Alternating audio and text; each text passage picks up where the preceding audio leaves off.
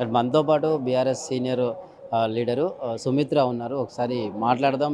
ఏదైతే కేటీఆర్ అరెస్ట్ అవుతారు అన్న వార్తలపై ఆమె ఎలా స్పందిస్తారో, ముందు ముందు కేటీఆర్ దీన్ని ఏ విధంగా ఎదుర్కోబోతున్నారు, అలాగే బీఆర్ఎస్ పార్టీ కార్యకర్తలు ఏ విధంగా సిద్ధమై ఉన్నారు ఈ ఇష్యూకి సంబంధించి అని చెప్పేసి మాట్లాడదాం. నమస్తే అండి. ఫస్ట్ ఆఫ్ ఆల్ ఈ ఇష్యూని ఏ విధంగా అర్థం చేసుకోవాలి? ఒకవైపు లగచర్ల బాధితులకు అండగా ఉండి వాళ్ళ బెయిల్ తెప్పించిన పరిస్థితి, అదే కోణంలో ఓ దిక్కు ఏసీబీ కేసు నమోదు చేసింది, ముందు ముందు అరెస్ట్ అవుతారు అని చెప్పేసి కూడా వార్తలు వస్తున్నాయి. దీన్ని ఏ విధంగా అర్థం చేసుకోవాలి? ఇదంతా కుట్రలో భాగమే. తెలంగాణ ప్రజల్ని దృష్టి మళ్లించేటువంటి ఆలోచనే. వాళ్ళ పరిపాలన వైఫల్యాన్ని కప్పిపుచ్చుకోవడానికి చేస్తున్నటువంటి కుట్ర తప్ప వేరే కాదు. ఒక్క రంగంలో కూడా, ఏ ఒక్క రంగంలో కూడా, ఇటు రైతుల వ్యవసాయం విషయంలో కానీ, ఇటు హాస్టల్లో విద్యార్థుల సరైనటువంటి ఆహారం అందించే విషయంలో కానీ, ఏ రంగంలో కూడా, అటు వైద్యం అయితేనేంది, ఆసుపత్రుల నిర్వహణ అయితేనేంది, శాంతి భద్రతల సమస్య అయితేనేంది, మహిళల రక్షణ అయితేనేంది, ఒక్క అంశమని కాదు, సమాజంలో అన్ని రకాలుగా తెలంగాణ సమాజంలో ఇలా పరిపాలన వైఫల్యం కొట్టొచ్చినట్టు కనబడుతూ ఉంది. పాలన చేతగానితనం కప్పిపుచ్చుకునేటువంటి ఒక ప్రయత్నమే తప్ప ఇంకేమీ లేదు.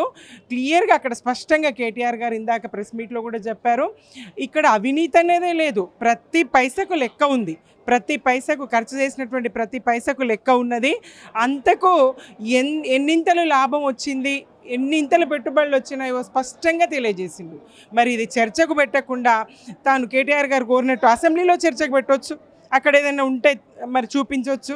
ఎక్కడ చర్చకు పెట్టకుండా దీన్ని ఒక రహస్యంలాగా ఏదేదో తప్పు జరిగిందన్నట్టుగా సమాజానికి తెలంగాణ ఇప్పటి వరకు చేస్తున్నటువంటి అసత్య ఆరోపణలు ఏవైతే ఉన్నాయో, గద్దె మీద ఎక్కిన నాటి నుంచి, ఇవాళ ఒక్కరోజు కాదు, కాంగ్రెస్ గద్దె మీద ఎక్కిన నాటి నుంచి ఖాళీ కుండలు, లంకె బిందెలు లేవు, ఖాళీ కుండలు ఉన్నాయి, దివాళా తీసింది, లక్షల కోట్ల అప్పున్నది, కాళేశ్వరంలో 1,00,000 కోట్ల అవినీతి జరిగింది.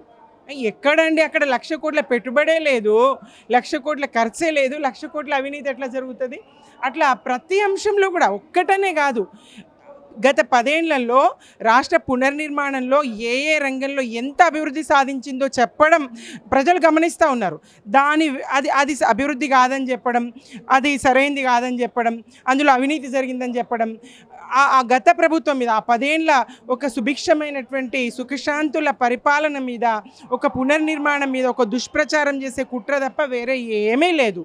అందులో భాగంగానే రోజొకటి ఇష్యూ తెర మీదకి తీసుకొస్తూ కేటీఆర్ గారిని అరెస్ట్ అనేటువంటిది స్పష్టంగా ఇవాళ అసెంబ్లీలో కూడా కోరిండ్రు.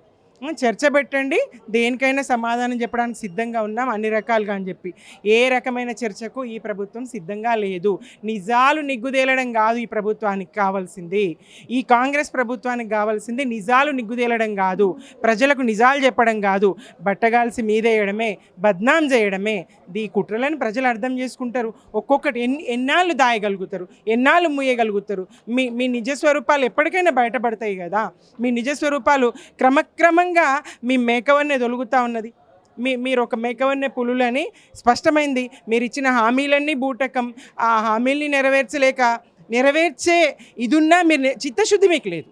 నెరవేర్చడానికి నిధులు సమకూరినా, రైతులకు రైతు భరోసా ఇవ్వడానికి నిధులున్నా మీరు ఇవ్వరు. ఎందుకంటే కాంగ్రెస్ ప్రభుత్వానికి ప్రజలకు మేలు చేయాలనే చిత్తశుద్ధి ఒక్కనాటికి లేదు.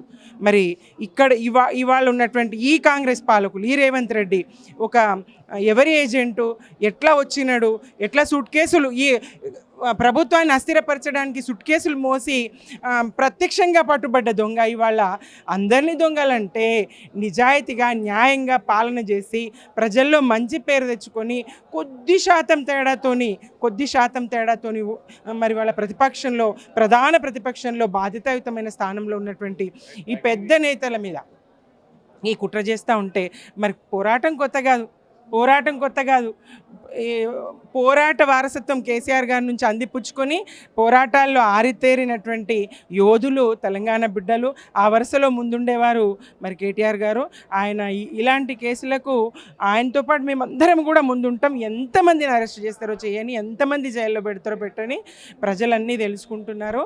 తప్పకుండా నిజాలు నిలకడ మీద కాదు, అతి త్వరగా తొందరగా బయటపడుతున్నాయి. ఎందుకంటే ఒకప్పుడు నిజాలు నిలకడ మీద బయటపడతాయనేది, ఇప్పుడు మాత్రం వీళ్ళు అబద్ధాలను నిజమని చెప్తా ఉంటే అట్లా ఆ క్షణంలోనే బయట వాళ్ళు ప్రతిదీ వాళ్ళు ఏదైతే నిన్న లఘుచర్ల కానీ ఇంకోటి ఏ ఇష్యూ అయినా ఇవాళ హాస్టళ్లలో పిల్లలు చనిపోతూ ఉంటే పాము కాటితో ఎలుకలు కరిచి పాములు కరిచి విషాహారం తిని కలుషితాహారం తిని ఎంతమంది పిల్లలు చచ్చిపోతే ప్రజల దృష్టి అటు నుంచి మళ్లించడానికి, తల్లిదండ్రుల దృష్టి అటు నుంచి మళ్లించడానికి, తెలంగాణ సమాజం దృష్టి అటు నుంచి మళ్లించడానికి, ఇట్లా వాళ్ళ వైఫల్యాల్ని గప్పిపుచ్చుకోవడానికి తెర మీదకి ఎప్పటికీ ఒక ఇష్యూ తీసుకొచ్చి ఒక బర్నింగ్ టాపిక్ తీసుకొచ్చి తెలంగాణ సమాజం ముందు పెట్టి మేము గెలిచినాం అనుకుంటున్నారు, ఇది అట్టే కాలం సాగదు, ప్రజలు అర్థం చేసుకుంటున్నారు, మీ ఆటలు ఇక సాగవు, ఖబర్దార్ అని చెప్పేసి హెచ్చరిస్తూ జై తెలంగాణ, జై జై కేసీఆర్.